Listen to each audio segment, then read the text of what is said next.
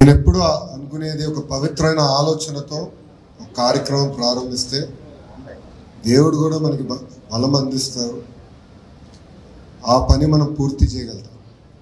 అదే ఇక్కడ జరిగింది. అనేక మంది ఇబ్బంది పెట్టిన విషయం అందరూ తెలిసిందే. అయినా కూడా ఒక సంకల్పంతో కమిటీ పెద్దల దగ్గర నుంచి, హనుమంతరావు గారి దగ్గర నుంచి, ఇటు పక్కన మన రాజుగారు కానివ్వండి, అబద్దయ్య గారు కానివ్వండి, శ్రీను గారు కానివ్వండి, అనురాధ గారు కానివ్వండి, అందరి ప్రోత్సాహంతో ఈరోజు మనం పనులు పూర్తి చేసిన పరిస్థితికి వచ్చాం. వాస్తవంగా మంగళగిరి చరిత్ర ఇంకా నేను నేర్చుకుంటున్నాను సార్. నేను వయసులో చిన్నవాడిని, చాలా నేర్చుకోవాల్సిన అవసరం ఉంది. పెద్దలు ఒక మాట అన్నారు, హనుమంతరావు గారు ఒక మాట అన్నారు, రాబోయే తరాలు ఈ పవిత్రమైన బాధ్యతని ముందలు తీసుకెళ్ళాలి అంటే కంటిన్యూటీ అనేది చాలా చాలా అవసరం అని ఒక పెద్ద మాట చెప్పారు. నేను ఇక్కడ ఒక విషయంలో బాధపడేది ఏంటంటే యువకులు ఎక్కువ మంది లేరు. యువకులు ఎక్కువ మంది లేరు. యువకుల పైన కూడా బాధ్యత ఉంది. మనం ఎక్కడి నుంచి పుట్టామో, ఎక్కడి నుంచి వచ్చామో, ఈరోజు ఈ స్థాయికి వచ్చామంటే దాని వెనకాల ఎంతోమంది త్యాగాలు ఉంటాయి. అది మర్చిపోకూడదు.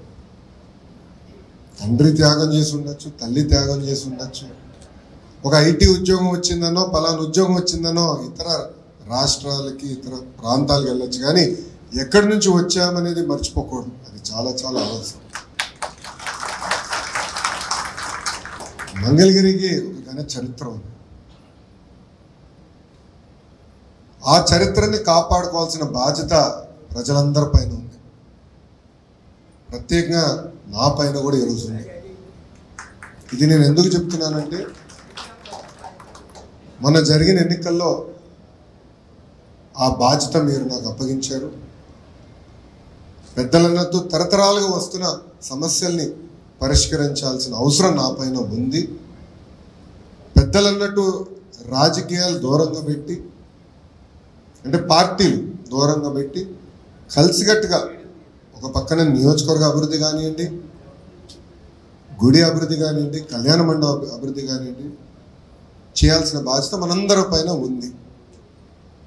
నేను అనేక సార్లు కూడా అన్నా, 4 సంవత్సరాలు 9 నెలలు మన ప్రాంత అభివృద్ధి గురించి, ప్రజల అభివృద్ధి గురించి, పేదరికం లేని మంగళగిరి గురించి మనందరం కలిసికట్టుగా మాడదాం, పోరాడదాం, నిలబడదాం.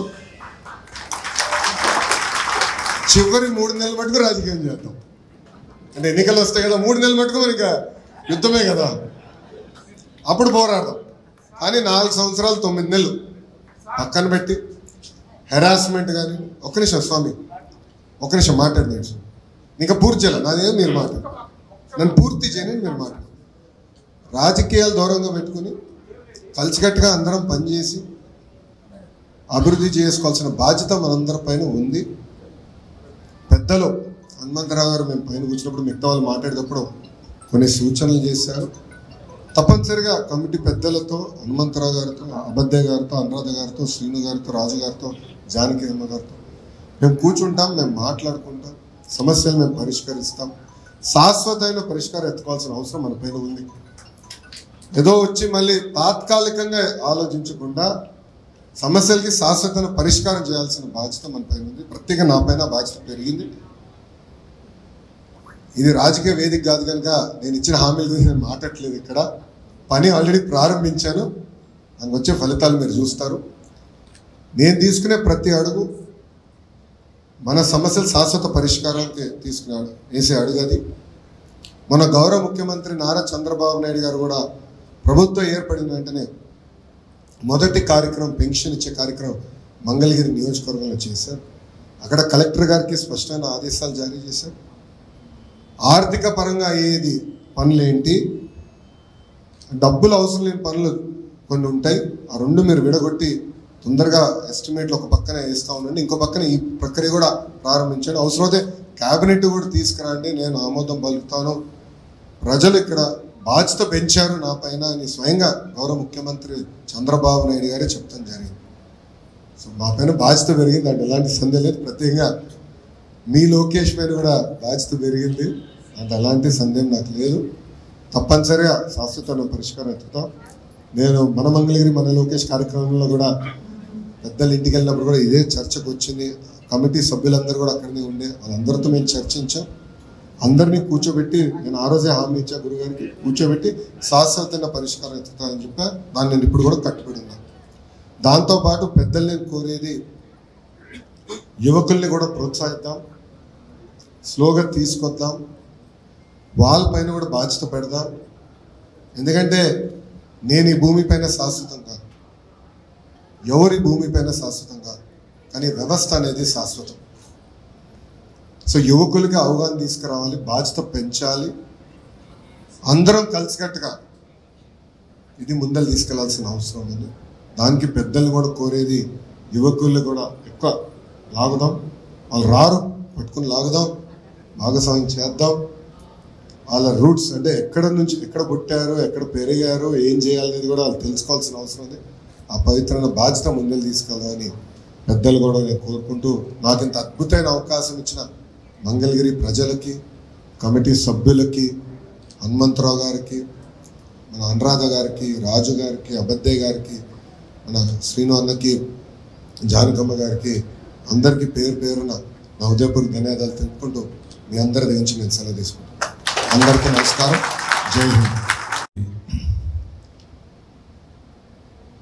లోకేష్ గారికి ఏం చేస్తే బాగుంటుందని దానిపైన చెప్పారు. నిన్న కూడా క్యాబినెట్ మీటింగ్లో చంద్రబాబు నాయుడు మీటింగ్ అయిన తర్వాత గురించి చర్చించాను. సవితమ్మ గారు కూడా మంత్రి సవితమ్మ గారు కూడా అంటున్నారు. చంద్రబాబు నాయుడు గారు మాకు వేసిన ప్రశ్న ఏంటంటే, గతంలో ప్రభుత్వం అనేక కార్యక్రమాలు చేసింది కానీ ఎందుకు ఆదాయం పెరగట్లేదు అనే ప్రశ్న మాకు వేశారు. అక్కడ మేము దొరికిపోయాం, అందరం మంత్రులందరూ దొరికిపోయాం. సో మీరు వర్కౌట్ చేయండి, నూతన కార్యక్రమం తీసుకురావాలి. దానికి 2-3 సలహాలు ఇస్తున్నా, మనం అందరం కూర్చుందాం. ప్రధానంగా ప్రభుత్వంతో సపోర్ట్తో పాటు మార్కెటింగ్ టైప్ చేయాలి. ప్రైవేట్ సంస్థలని తీసుకొచ్చి మార్కెటింగ్ లింకేజ్ అనేది చాలా చాలా అవసరం ఉంది. పెద్దలు మీరు చూసుంటారు, మేము ప్రతిపక్షంలో ఉన్నప్పుడు ఇక్కడ చేనేత సోదరుల కోసం లేటెస్ట్ మగ్గాలు తెప్పించి టాటా వాళ్ళతో ఒక టైప్ ప్రయత్నించాను. ఇంకా సక్సెస్ అయిందో నేనతో అంగీకరించట్లేదు. నేను కూడా నేర్చుకుంటున్నాను. నాకు కూడా కొత్త వృత్తి ఇది, నేను కూడా చాలా నేర్చుకోవాల్సిన అవసరం ఉంది. మామూలు కూడా నేను తోముతున్నాను, అది ఇంప్రూవ్ చేయాలనేది నా లక్ష్యం. తప్పనిసరిగా మీరు ఏదైతే కామన్ ఫెసిలిటీస్ చెప్పారో దానికి మీద కట్టుబడి ఉన్నాం. రెండవది డైయింగ్ దగ్గర నుంచి, అంటే ఇది కేవలం మగ్గాలే కాకుండా పెద్దలు నాకన్నా మీకే బాగా తెలుసు, యాన్ కానివ్వండి, కలర్ కానివ్వండి, పట్టు కానీ మొత్తం ఉంటుంది ఇన్ఫ్రాస్ట్రక్చర్, అది మొత్తం స్టడీ చేస్తున్నాం. సో డైయింగ్ కూడా ఎట్లా చేయాలి, లేటెస్ట్ రంగులు ఏంటి, అది కూడా పెద్దలతో మేము చర్చించాం. లేటెస్ట్ కలర్స్ కూడా తీసుకొద్దాం, అంటే ప్రకృతి కూడా మంచి ఉండేది, ఎందుకంటే కెమికల్ కలర్స్ కాకుండా బయో కలర్స్ తీసుకొస్తే మంచిదనేది కూడా పెద్దలతో మేము చర్చించాం. ఆ కార్యక్రమం కూడా చేయాలనేది మేము నిర్ణయం తీసుకున్నాం. జిఎస్టి విషయంలో గౌరవ మంత్రివర్యులు, ఆర్థిక శాఖ మంత్రివర్యులు కేశవ్ గారు మొదటి మీటింగ్లో కేంద్ర ప్రభుత్వం దృష్టికి తీసుకెళ్లారు. తప్పనిసరిగా ఇచ్చిన హామీ మేము కట్టుబడదాం, మీ సహకారంతో తప్పనిసరిగా సాధిస్తాం. అదేవిధంగా పెద్దలు అన్నారు స్వర్ణకారులు ఎక్కువ మంది ఉన్నారని. వాస్తవం మంగళగిరిలో స్వర్ణకారులు ఎక్కువ ఉన్నారు. అది నేను మంగళగిరి అభ్యర్థి కూడా నేను నేర్చుకున్నాను, 2019లో తెలుసుకున్నాను. వాస్తవంగా మీరు అన్నట్టు నాకు కూడా భయం ఉంది, ఆ వృత్తిని కూడా కాపాడుకోకపోతే మనం ఇబ్బంది పడతామని.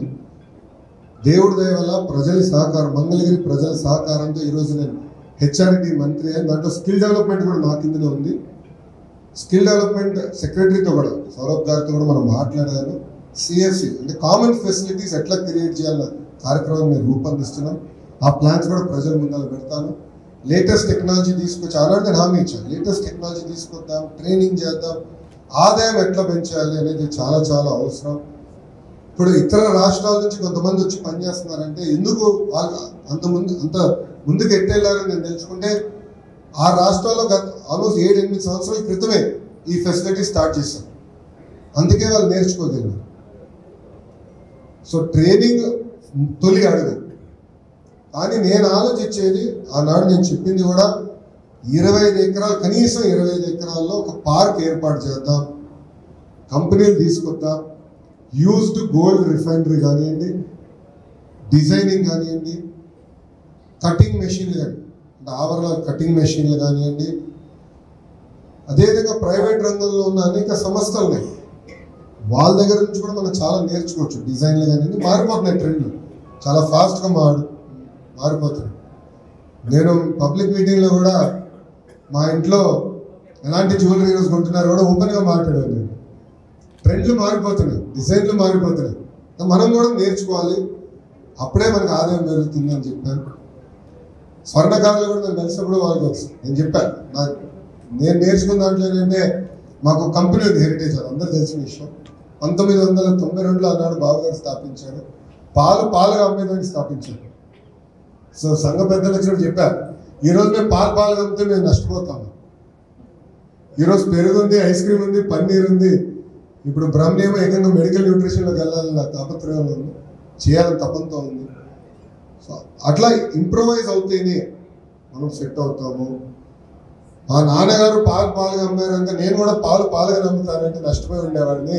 సో మనందరం మారాలి, ఇంప్రూవ్ అవ్వాలని ఆనాడు పెద్దలతో కూడా నేను చర్చించాను ఓపెన్గా, సంఘ పెద్దలతో. ఆల్రెడీ వర్క్ స్టార్ట్ చేశాను సార్. నిన్న కలెక్టర్ కాన్ఫరెన్స్ కూడా జరిగింది. కాన్ఫరెన్స్లో నేను వెళ్ళి కలెక్టర్ గారికి పర్సనల్ లెటర్ కూడా ఇచ్చాను. అందరూ ఆల్రెడీ మేడం గారితో మాట్లాడి ఒకసారి గుర్తు చేస్తూ కీ ప్రోగ్రామ్స్, ఈ మేజర్ ప్రోగ్రామ్స్ సార్ మరి తప్పనిసరిగా మీ అందరి సహకారంతో నా ఆలోచన ఏంటంటే దక్షిణ భారతదేశానికి మంగళగిరిలో గోల్డ్ హబ్గా చేద్దామని, అది నా లక్ష్యం. సింగిల్ ఎజెండాతో నేను పనిచేస్తాను. ఇది నేను ఈరోజు కొత్తగా చెప్పే విషయం కాదు. ఎలక్షన్ ప్రచారంలో గత 5 సంవత్సరాల్లో కూడా ఇదే చెప్పాను. పెద్దలు ఇంటికి వచ్చినప్పుడు ఇదే డిస్కస్ చేశాను. ఇది నేను ఏదో ఒకరోజు వచ్చిన ఆలోచన కాదు.